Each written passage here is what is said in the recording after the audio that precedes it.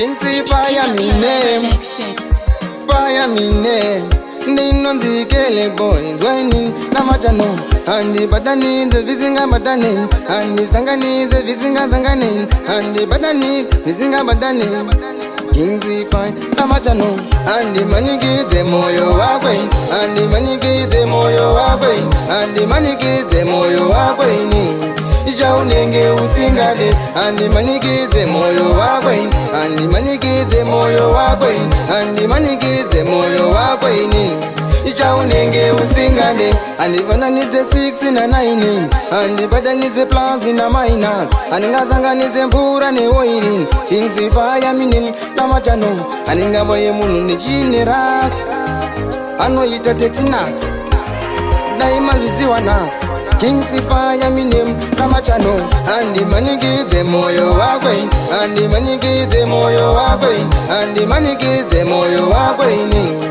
Ijaunenge usingale, andi maniki te moyo wakwe, andi maniki te moyo wakwe, andi maniki te moyo wakwe ni.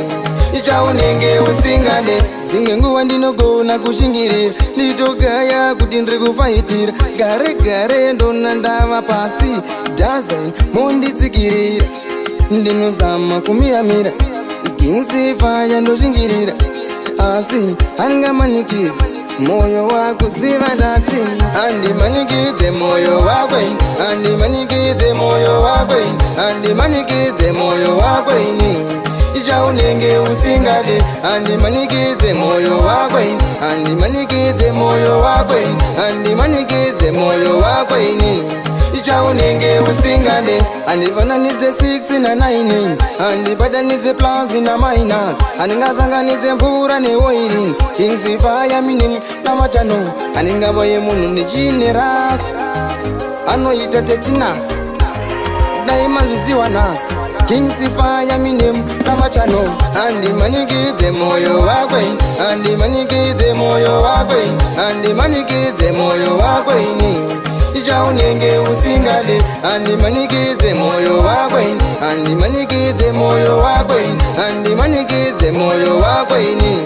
Ijaunenge usingale, zingenguwa ndinogona kushingirira, nditogaya kuti ndiri kufaitira, gare gare ndona ndava pasi, dozen monditsikirira, ndinozama kumiramira, King see fire ndoshingirira, asi hangamanikizi moyo wako ziva dati. Andi manikite moyo wakwe, andi manikite moyo wakwe, andi manikite moyo wakwe ni. Ijaunenge usingale, andi manikite moyo wakwe, andi manikite moyo wakwe, andi manikite moyo wakwe ni. Ijaunenge usingale.